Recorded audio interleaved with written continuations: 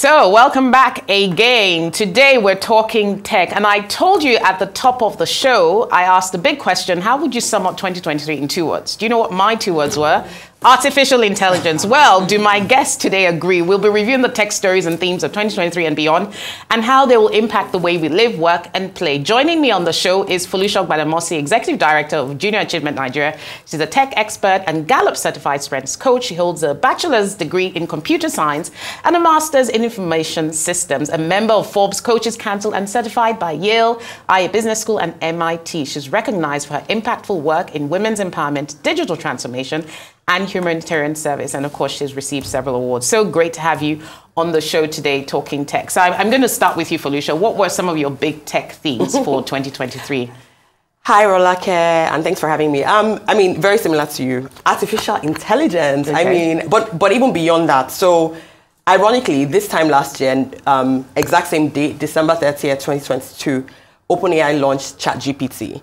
And generative AI is what took over, I think, the whole of this year, because everybody was a mixture of excited, losing their minds, confused, and bewildered by what ChatGPT and generative AI has done and will be doing and has the potential to do. So that would be what it was for me for this year. Yeah, and Lawrence, what were sort of your big tech headlights? So I think Felicia has probably captured the key one, but if I were to just add to that, it would be the augmented reality, virtual reality world also taking a step, closer to getting more commercial adoption, because people want to get a better feel of destinations, houses, events. So they're connecting on VR, even gaming. Right. So gaming has gone to a level with AR, VR, enhancing it a lot more. Yeah, indeed. And Felicia, you talked about people losing their minds. The question on my mind is people losing jobs potentially because of AI. And here are some of the headlines that we had for AI this year. I think the producers will show it on screen. Microsoft, of course, investing in OpenAI. The EU introduced the Artificial Intelligence Act. Human writer or AI scholars build a detection tool to determine whether something was human done or AI done. We had Amazon Web Services joining forces with Hugging Face to empower AI developers. ChatGPT outscored medical students on a complex clinical care exam. That was one of the most scary for me. Then we had Google's next generation AI model, Gemini, which outperformed its AI GPT-4. And of course, probably the biggest story of the year is Sam Altman, founder and CEO of ChatGPT, is fired, then rehired. Talk about a maverick and a comeback. I mean, in terms of AI, when we sort of unpack it, Felicia, you had an opportunity to host a fireside chat with Sam Altman this year. You got the opportunity to interview him. Did you get the sense that this was really going to transform the world? I mean, what sense do you get for AI? So even before chatting with Sam Altman, I definitely felt that it was going to transform the world. And there are many reasons why. So I studied computer science and graduated like donkey years ago in 2002. And when I look at how even that course has evolved, even I'm freaked out. Right. You feel like you need to go back and do another degree? No, for sure. My degree is ancient. It's as ancient as the dinosaurs, because everything is evolving so quickly. Like it's evolving at such a rapid state that I think that even those that create these software or these tools themselves don't really know how far it can go. I think it's just a matter of you thinking, okay, perhaps it'll go this far. During the conversation with him, though, what I did get was a lot of concern for countries to adopt policies that would drive for responsible use of AI. Because responsible use of AI is extremely important, and we cannot just leave it, bare. Because the truth is, once something is open source, anybody can get their hands on it. And once anybody gets their hands on it, how far can it really go? I mean, there's so many countries in the world. There's so many tech gurus in the world. Nigeria, as an example, we have a 70% youth population. Even though many of them do not have digital skills, the few that do are really, really smart, and they were born in the digital age. And so they're coming up with different things. And that's in Nigeria. Talk less of other parts of the world that probably has less infrastructure issues. So he was really pushing for, responsible use. And so I was quite happy when I saw that the EU came up with an act. I mean, I know that it's a work in progress, but I think that everybody just needs to figure out how they want to ensure responsible use within the confines of their countries. Yeah, very interesting on AI there. And, you talked about Nigeria and young people, and one of the big themes this year has been a lot of people have been tracking what the Minister for ICT and Digital Economy has been doing. Yeah. And how impactful do you think some of his policy pronouncements and initiatives have been so far with regards to technology? I guess, so I'd say, first of all, Dr. Boso Tijani being very open towards collaborations and partnerships is going to take Nigeria some step forward. He's talked about passing on knowledge to about 3 million Nigerians. I guess the whole idea is we've got to create more unicorns in the country, so we've got to replicate. Those are companies valued at over $1 billion. $1 billion, yeah, correct. Yeah. We've got to replicate more Flutterwaves and Paystacks, have more people emerge and impact the country a lot more in a positive way. Yeah. National broadband plan, very important. The current internet penetration in the country is about 55%. Broadband, maybe just under 50%. So there's work to be done. And he's got to invest in these areas. And if I look at the budgets for the minister, a lot of the target is in these areas. Yeah, indeed. And, Folusha, you work a lot with young people through the work you do at Junior Achievement Nigeria. And, I made a joke earlier about the loss of jobs when you were talking about the loss of minds. And we have a graphic here by the World Economic Forum that sort of shows the top skills or the top jobs that will be the requirement of the work of the future. Yeah. Given Nigeria's burgeoning youth population, are we preparing our workforce right for the future of work? And what does the future of work look like in Nigeria? Let's start with that. Okay. So the first question, which is, are we preparing our people right? I would say no, a big fat no. It's a real challenge because the education system is not currently preparing for the realities of the future. I believe, and I've been saying it for a long time, that any job that can be automated will be automated. So if anybody is working... Can you even give us some examples of some of those jobs that you think will... look at that charts there. One of my favorites, accounting. You think accounting? Data entry clerks, admin and executive secretaries, stockkeeping. Look at this right there. Accounting, bookkeeping, and payroll. Is a top 10 fastest declining job. They will be automated out of a job. It's a no-brainer. It's not even something that we even need to have a back and forth about. It's just a no-brainer. Yeah. And I think that similar to how many digital technologies, if you look at the past 10, 15, 20 years, have come and taken over many things. I'll give you an example. There was no such job as a social media manager when you and I were in university. Actually, when three of us on this table were in university, it didn't exist. Now that is a very big job. I see a lot of people, asking, oh, do you know somebody who can manage my social media and all of that? What I'm trying to say is that there will be new jobs and there will be lots of jobs. Now, what is important for us as human beings is not to act like, we can't hear, we can't see, and be very, very honest with ourselves about the fact that anything that can be automated will. I mean, if you think about generative AI as an example, almost everybody has played with ChatGPT or Google Bard or one of those, and there's so many more. What those have done is they've made our work time quicker. So for instance, there are many things that I would usually ask somebody to do for me that I don't need anybody to do for me. I just have to go on there, type something in, and it solves it. It's all about having the right prompts, asking it the right questions. So I definitely think that a lot of what the minister is doing is great. I think that he's very focused on getting Nigeria to the place where we don't have an issue when it comes to, just keeping up with the rest of the world with this. But I do think that our education system needs a serious, very intensely serious revamp. Yeah, and I was saying, I think you and I were chatting when we were saying that any sort of degree or qualification that doesn't incorporate some sort of artificial and technology element, you have to question the relevance of it going forward to the future. And even those of us who are professionals need to start retooling pretty fast. But another sort of theme which intersects with AI that I wanted to talk about was cryptocurrency. Because that segues into the tech world, blockchain, the whole FTX, Coinbase, Binance. What does 2023 tell us about the future of cryptocurrency, particularly with all these penalties and clamp down, Lawrence? I think the cryptocurrency world is going to keep growing. Okay. I mean, I recently also just watched a documentary on the guys who lost money on FTX. And all the billionaires or all the guys that lost money were asked, would you continue to invest in crypto? And all of them said yes. Oh, really? Well, you said they're billionaires, right? So they have a lot of change to lose, yes. clearly. So, but these guys are, I mean, it just tells you how bullish they are about the crypto world. Someone has gone somewhere to curate this digital money. It took a long time before Satoshi Nakamoto came up with this thing. And Japan, they've advanced in the crypto world. Today, they have regulations around it, probably the only country that's managed to regulate crypto. And it gives some confidence to players, potential players, existing players.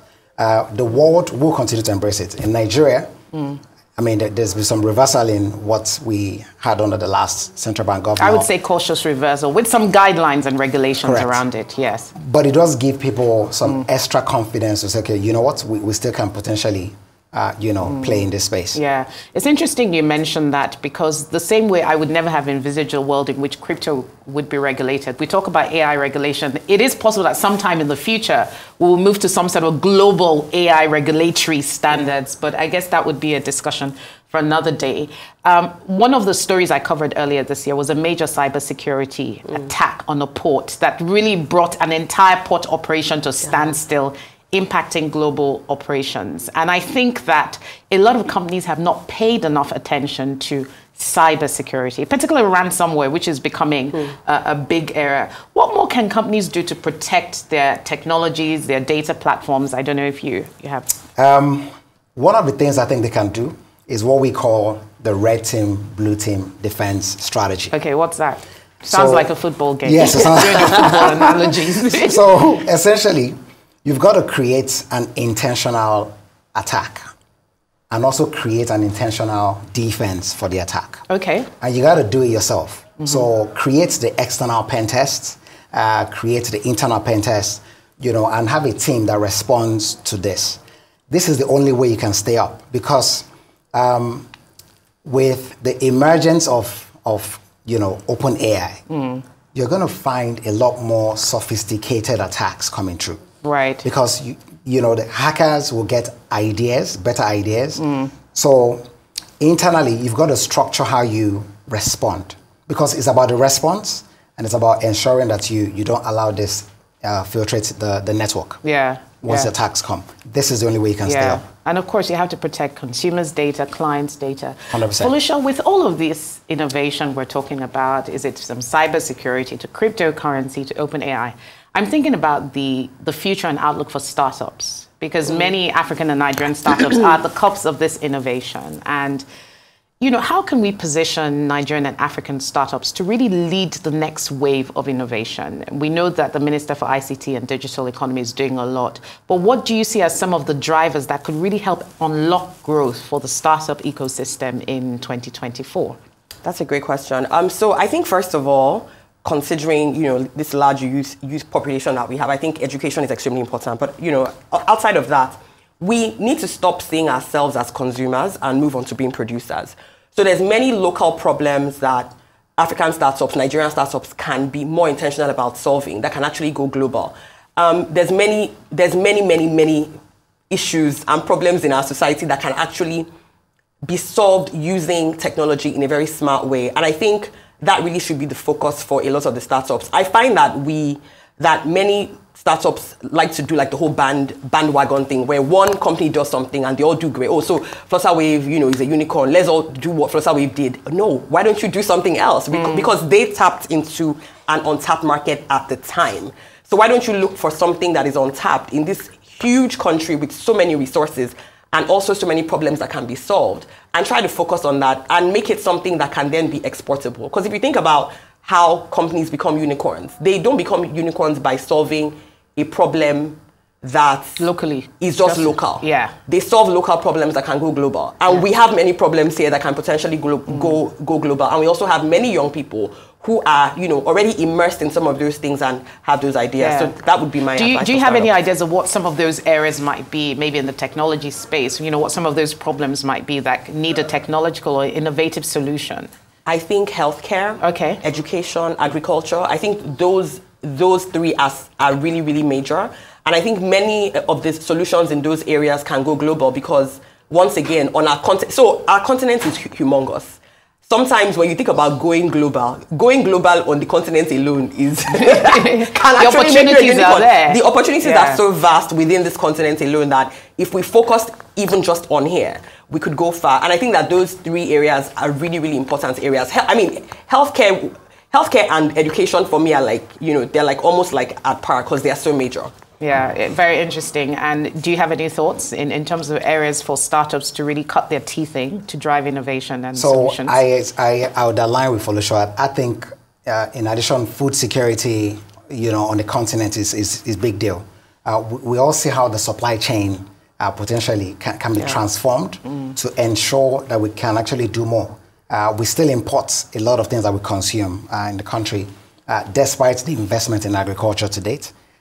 We can change all of that if we just, you know, can transform the food distribution channel. Yeah. You know, several years ago, I remember there was a wave of companies who were looking for digital transformation strategies. I worked with employers who had embarked on 2-year, 3-year digital transformation strategies, which that was like 5 or 6 years ago. If you're an employer now or company and you want to embark on a digital transformation strategy, given how technology has evolved so fast, what areas should you really be looking at for your digital transformation strategy not to be stuck in the Stone Ages? What would you say? Maybe Lawrence, I'll start with you. Okay, so I think you've got to start with the customer. Okay. Every digital strategy that is supposed to be successful or that will be successful starts with the customer. We spoke about Netflix earlier. You know, if you take Netflix and you maybe just try to dissect what their omni-channel strategy did look like, they know that sometimes this is a young, moving, workforce. People want to carry on watching whatever they were watching on their laptops, on their TV screens, on their mobile. So the omni-channel has to make sense. So someone's thought about that in the digital transformation journey, that customer satisfaction, very important. I think if you make it about the customer, you would succeed. Yeah. So I mean, this is the fundamental crux of just being successful. Everything else about, you know, digitizing or automating stuff can come later, but just target the customer. Yeah. Felicia, I'll ask you the same question in a different way. So if you were advising a company today on their tech strategy or their digital transformation strategy, what areas would you say, you know, you need to position yourself to look at to scale your presence in the market or your services or products? Yeah, I think Lawrence has hit the nail on the head by saying focus on the customer.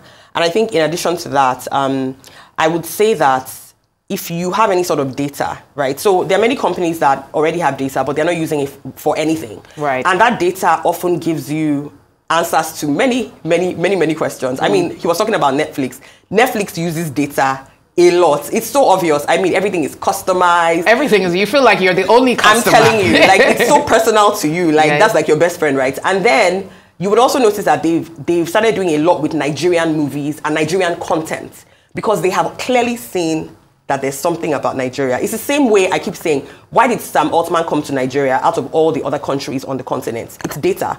Data tells you which way to go. So companies really need to focus on using their data better. And if you're not collecting data, you should start collecting data. I would say in addition to that, just on a very basic level, whatever processes you can automate them, because automation of processes saves you money, it saves you time, it's efficient, and it also helps you figure out what to really focus your energy on. I find that many companies without automation are focusing on things that they should not be focusing on necessarily. Lastly, for me is honestly collaboration tools. So I think that working from home / hybrid working has to become the reality. There are many young people I talk to and they don't want to go back to the office every day a week.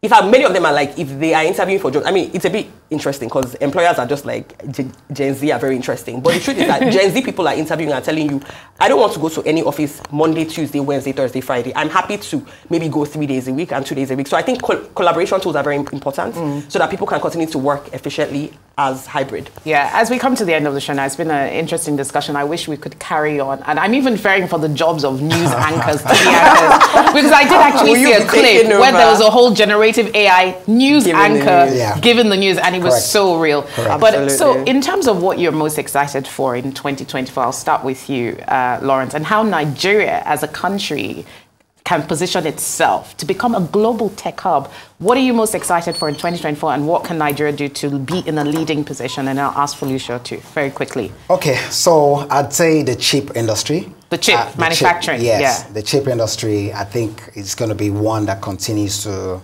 it's been there, but it's going to continue to gain momentum. And why do I say that? If you walk into a smart home, and we're getting more smart homes delivered today, the refrigerator, the entire house is communicating with you. It's all possible because there's a chip in there that allows it connect to a Wi-Fi device or to broadband. So the chip industry is going to get bigger. How can we position? I think we've got to also say whatever government is trying to do now, they've got to also just allow either investments in the area, supports the area, policies that help enhance the area a lot more. I think it's something we should look out for 2024. Yeah, fantastic. And there's been talk about, Nigeria becoming like India. It's now a manufacturing hub for a lot of these chips, semiconductors, a lot of business moving away from China to India. Felicia, what about you? Okay, so I'm very excited about AI and, and more, and what else can we expect? I think Nigeria has such a great resource in its people. Our population, our youth population, I think, is like our greatest gift if we're able to, kind of harness it properly. And so I'm really looking forward to the government focusing on infrastructure building, just to make sure that we're actually able to get some of these things done. And of course, education. Education covering what it needs to cover so that we can really equip our people for the future. Yeah, fantastic. It's been great talking to you, Lawrence Amadi of KPMG, and Felicia Gbadamosi, tech expert and executive director of Junior Achievement Nigeria. I'm thinking next year in these seats, I'll probably be talking to AI holograms, and I won't need your presence in the studio. The rate at which innovation is moving. But Happy New Year to you both in advance. Hopefully we can talk more about this in the new year. Okay. Well, that's all we have time for 2023 on Business Week. It's been my pleasure to have kept you abreast during weekends this year of the top global economic and business stories that impacted the world in 2023. I look forward to continue the conversation online and in 2024. Do have a lovely weekend ahead, and of course, a very happy and successful new year. I'm Rolake Akikube Filani, and I'll see you next year.